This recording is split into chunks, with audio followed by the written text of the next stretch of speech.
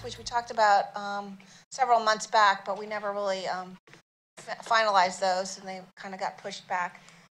We have the BTZ for width and distance. We have a common open space, landscape open space, and then the height of construction signs.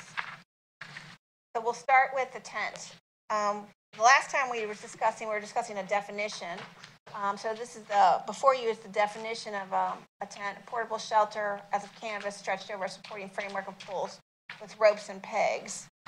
What we had originally discussed was adding it to our temporary structure section, requiring a building permit for it, adding it to HPC and DRB for review and approval, and a requirement to indicate the number of days prior to an event and the number of days after before it can be removed. So we would really like to add something to the code related to tents. But this is something that the Historic Preservation Commission did ask and brought up at the work session that they had with you back in August, maybe? July, August of last year. So I was hoping that maybe we can get something where we can at least move this towards committee and write up a draft ordinance and work from there. If it stays in committee for a little bit of time, that's fine, but at least we know we're moving forward with something related to tents.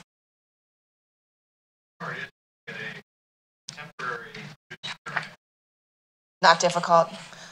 Temporary use permits are all staff. We issue them for the seasonal sales of like Christmas trees, fireworks, things like that. It's $25 fee. So it's not that difficult. If they brought something in, if we wanted to do this where they don't go to HPC or DRB, we can make them as a minor, something in that regard, and maybe have them come in and have a drawing of what it's going to look like and have them meet with staff and the chair, so it doesn't go to a full meeting. We could do something like that too. So somebody like the old library across the street, what do they call it, Roswell Cottage now?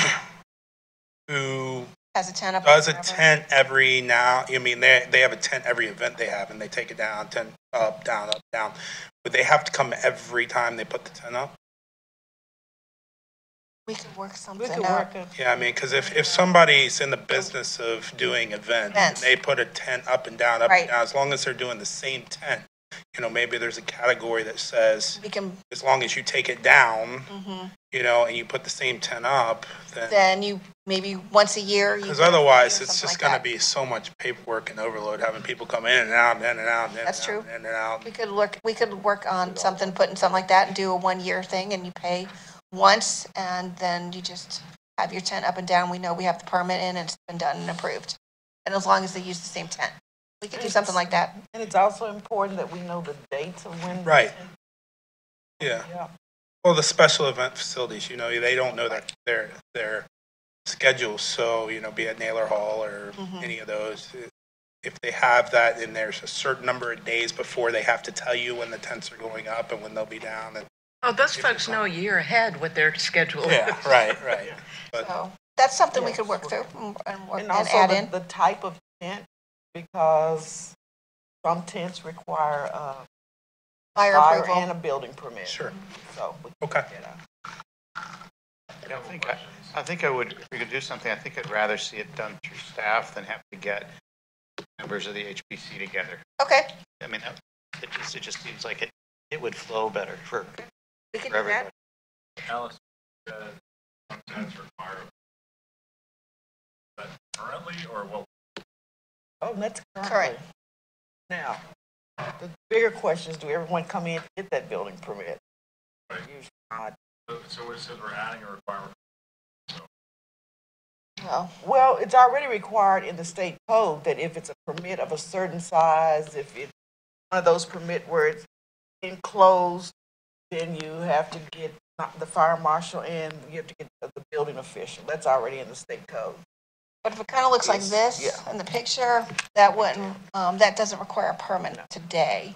But we could add that in for all tents, no matter what type of tent it is. No, I don't. I guess my concern is that we go overreaching a little bit. Let's put up a tent. I just make sure that in cases where there's a building permit required and all that, sure, that makes sense. But I also don't want to limit people from being able to throw up a tent and do their business to just have a event.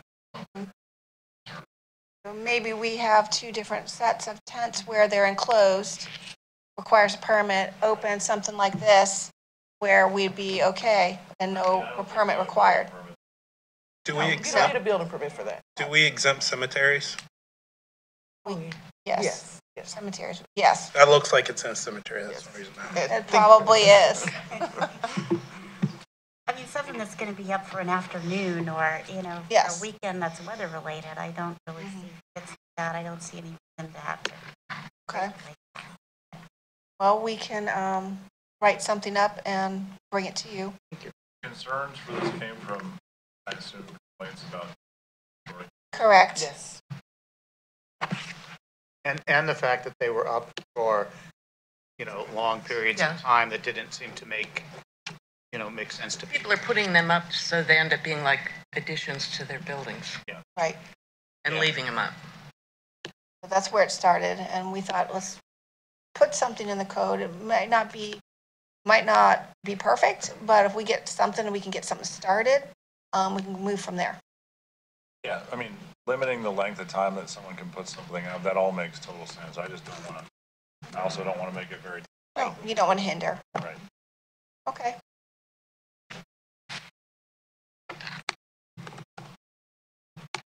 Where would you like to go from there? Bring us back something that has To a work session or to committee? committees, fine with me. Okay, take it to committee. That's what I needed to know. All right, we will write up a draft and bring it to committee. Thank you. The next item is our temporary signs. We determined, one of our planners realized that under our temporary signs, our construction sign does not have height limits in the code currently. Now, so if you look at a construction sign, which is right here on the PowerPoint screen, there's nothing about how tall it can be. We have the square footage and we have the location and everything, but we don't have a height. So we were looking at our real estate signs and figured we might just do it the same thing as they have. The staff, the real estate sign is 10 feet. So we were thinking of adding 10 feet to that section that you just saw above here for a construction sign. That way, when people call, we don't have to say, oh, 10 feet sounds good. We'd actually have a limit. So we were hoping maybe to move that forward and add 10 feet as a height limit for construction signs. And that would be across the board in all districts.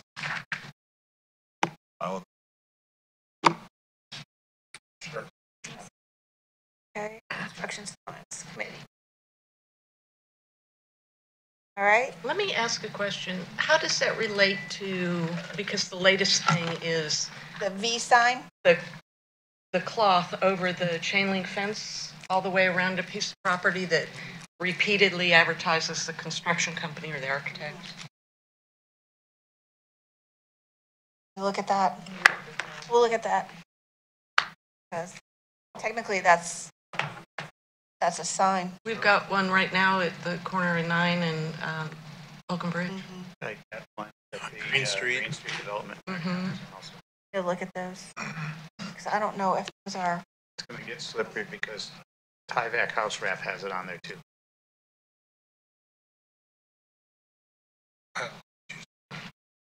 Buyback house, right? Tyvek, the house wrap. Oh, So when they're building a house, that's going to have the builder's That would only be building like. company's name on it.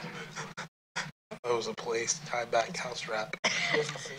right. It's a song. We wrap They them. put A little like the Okay. van side of the road. Screening, they usually have the screening, We'll but see if any other jurisdictions have dealt Yes. with that and Yeah. what they've kind of done. So we'll take a look at that. Okay. Right, the next item we have is a little bit more complicated. So, we have 3 different things in the code that we talk about for open space. We have amenity space, which we're not going to be discussing tonight because that's working and that's fine. We have landscape open space and common open space. The definition on the board is our landscape open space section under 2.2.6. And what I want to get at realistically is, and then here's common open space, but under common open space in the top portion, which is very difficult to read, but I'll read it for you. It says any subdivision of 10 lots or more in RS9, RS6, RS4, and RTH have to meet the common open space requirements. However, here's our problem. We have a townhouse dimension requirement, and this is in Article 4. And in Article 4, you have our corridor and node districts, which are CX, CC, NX, PV, CH. Under letter F there, it's got common open space, 20%. Well, if you go back to the common open space section, you don't have any of those zoning classifications listed in there. So technically, what we've been doing is telling them they have to meet 20%, but realistically, at this point in time, because of what it says here, they don't. And then if you go to Article 6, under townhouse, we don't even have a landscape open space or common open space section listed at all. So we are trying to fix this, whether we remove common open space or leave it just specifically for the Article 3, which is what it was intended for, and then put in Articles 4, 5, and 6, landscaped open space with the 20% for all building types. So we've found this out. We've had a little problem, but we would really like to fix this section and clear up common open space and landscaped open space. My question be, what would be the correction that would be the spirit of what was supposed to be there? The spirit that was supposed to be there should have been landscaped open space. So realistically, we should have had, under letter F, it should have said landscape open space instead of common.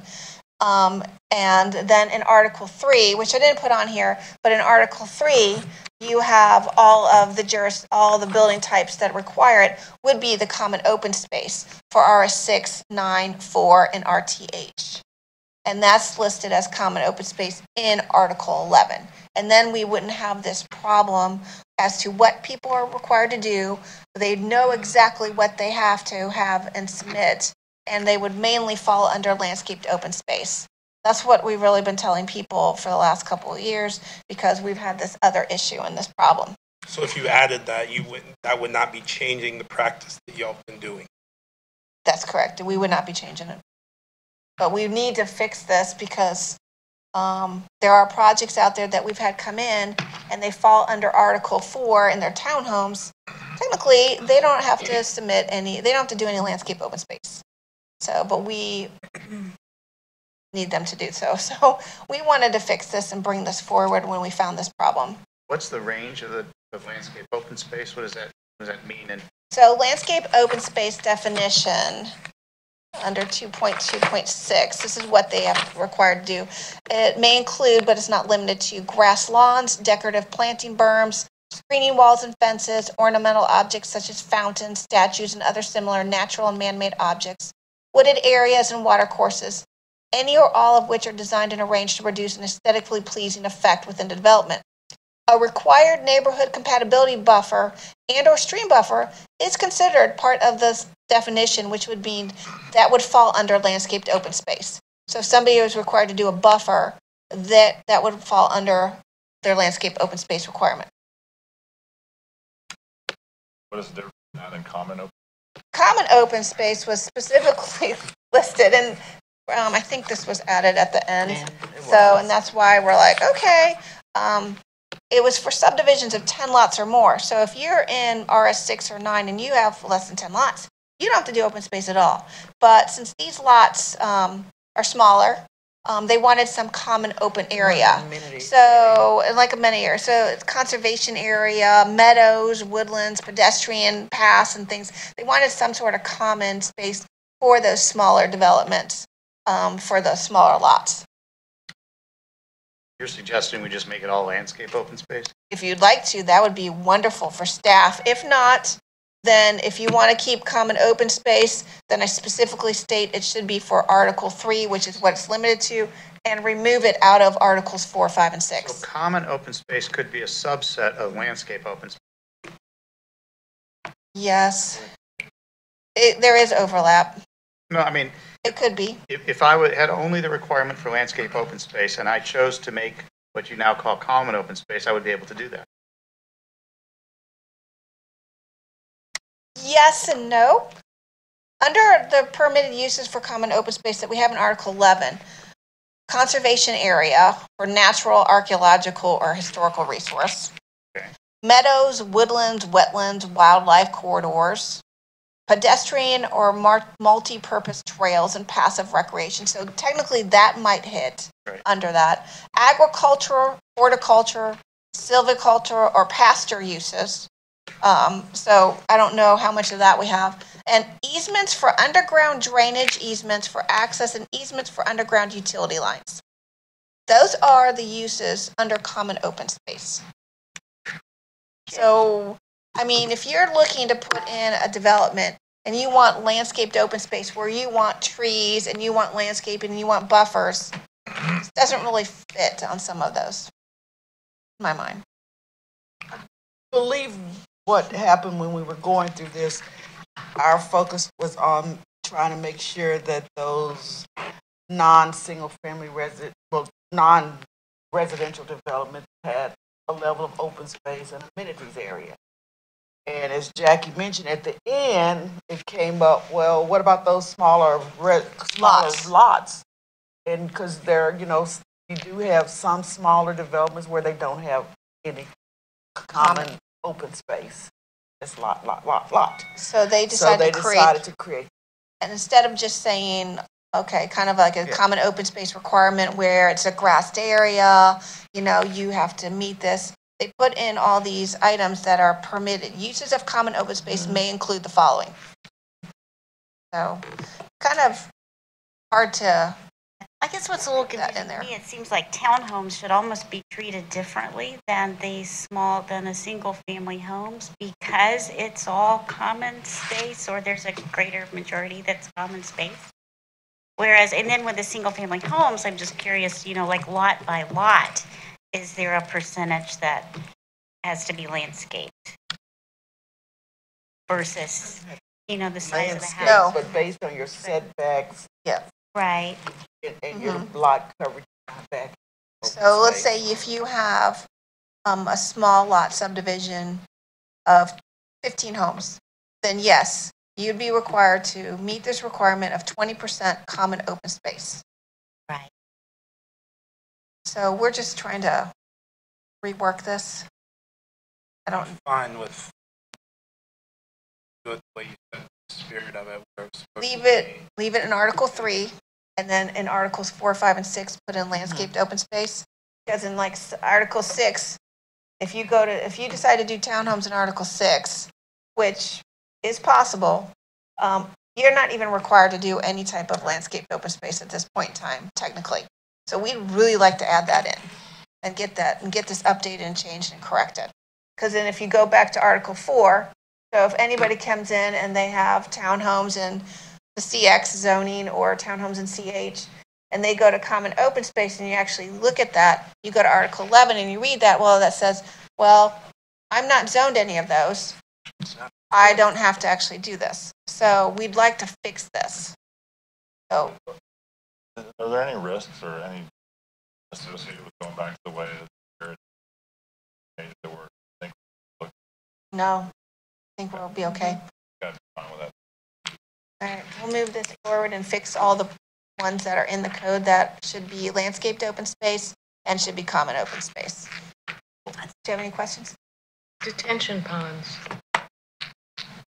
Only if you can. You can't use those for landscaping. Okay. So, because that's not in the definition. Can't use them for common area? No, we don't, the detention pond's got to be on its own lot of record. Right. So you can't use that and say, oh, I have a detention pond, I'm going to use it. No. We took that out. How That's about not underground listed. detention? What? Underground detention. Underground detention, if it's grassed area above it, and they make that into like a park-like setting, then yes. And I believe all of that's been corrected, but, that's what happened next door to me. Right. Their landscape common area was supposed to be the underground detention. After it went through all the public hearings, it became above ground detention. So are they meeting their requirements now? Probably not. But yes, that has been corrected. All right, so our last item, we'll move that forward. The last item we have is a little bit, okay, our build to zone definition and percentages. So Article 2.2.9 and then the articles themselves. So the definition of build to zone is the area on the lot where a certain percentage of the front building facade must be located, measured as a minimum and a maximum setback range from the edge of the right of way. So what we've had issues with is we're looking to reduce the width requirement percentage. Currently in the UDC, we have 75% on a primary street, 60% on a street in a CC zoning only. Every other zoning is 75%, and then 35% on the side street.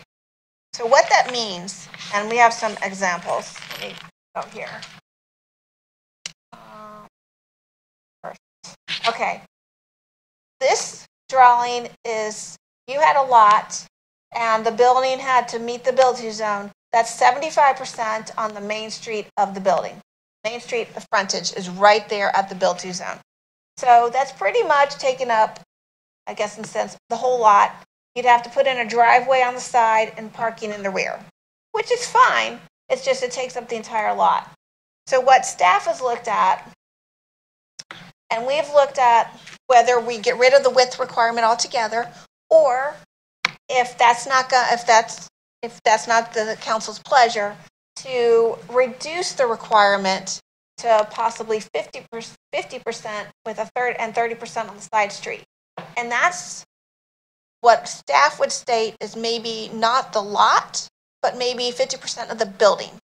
That's a possibility too, because we've had buildings come through recently. The property on Holcomb Bridge Road, the assisted living that you approved last year, they wanted to do some breaks in their building, some looks for the facade. Well, they weren't meeting the build to zone all the way across. So then we had a problem. So, architecturally pleasing, you would like them to be able to build what they would like and still meet our requirement. But they had a problem because the entire facade portion, basically it's like a wall instead of the breaks and everything else. So either staff has looked at both ways. Either we get rid of it altogether, which is fine, or if that's not the case, then reducing it to possibly 50% and 30%. So, and we did bring some examples. So right now, if you look at this mixed-use building, in the build-to zone, the requirement is 75% and 35%. So, and that's in Article 4. So anything in our commercial and corridor nodes districts. So this is a single-story shop front. It has 75% of CC reduction in the commercial corridor zoning. It's the only place there's a reduction in the city for 60% instead of 75%. So, and there's the definition that I read earlier, showing you that the building, the entire facade must meet the zone, and they have to be in there. So you can't even do any architectural features. So this is the first example we have. So we put them side by side, but then we also have them separate so you can take a look. So I know it's hard, but the one the one down here is the existing one. So this would be 75%. The one up in the right corner would be 50% along the road. So it's a little bit smaller, gives them some more room, possibly giving more room for landscaping and open space, or possibly a second building, depending on the size of their lot. Here it is larger. So you can see this would be 50% of it on the street. So, but now this is 50% of the lot. We didn't draw any 50% of the building because we just talked about that literally last week and stated, what if we did this instead? So that's one example. Here's a second example. You have the 75%, make sure, this is proposed, this is existing. So 75% on the street, 35% on the side street. So if you looked at the smaller one down here on the left, that would be 50 and 30. And then here it is again, large size, 50% on the street, 30% on the side. To give a little bit more room, like I said, somebody could get a second building. That's a lot of acreage. You can get numerous buildings on that lot, or obviously more landscaping and other things maybe also in there. So we have several other examples, but I don't have to run through them all. But this is what we wanted to bring up and ask you about this. We talked about it, I think we talked about the BTZ briefly in one of our earlier work sessions, and it was things pushed back a little bit to say, what do you think? So what's the origin of 75%? That was the number that was chosen when the UDC was being written. Does it have its origin in designing urban walkways, or is it just No. a random number? It was a number that I think It they was- looked at, but that was the number that was chosen. Oh, well, some of the people There who came was- through, An experts. ex-resident who is very into urban design and creating walkable community. And one of the items that he had recommended that the city included was the BT, which makes sense in more urban areas, but it doesn't always make sense throughout a city. So that's how it ended up. I would be in favor of anything that gave the architect designer more flexibility in the facades and the front and how the building is situated on the lot. So, Yeah, for me, it makes not as homogeneous across the board. You've got nice looking buildings, some different character. So I would be fine. We're simply adding flexibility here, correct? Yes, Right. this would Right. give them more flexibility. And possibly also reducing the number of variances that might come to council and the Board of Zoning Appeals as people can't to meet that requirement. And some of the rezonings that might have been prior to all of you, we had some come through because of the BTZ width requirement right there. They just can't meet it. And it would just make one long, huge building. And, you know, people don't normally design that way. The flexibility we're adding is only that they can be smaller. It'd be smaller, mhm, yes, I'm fine with that. smaller percentage. Yeah.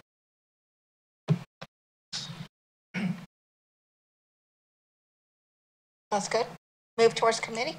Yeah. All right, well, that was a lot. Should have eaten dinner. Wasn't sure how long we'd be here. That was all we had. The next UDC work session is transportation items that they had requested. So the February 11th one is all transportation, where they're going to go through all the street types with all of you. And that's it. That was all of our UDC items. Thank you. thank you. Thank you, guys. Thank you.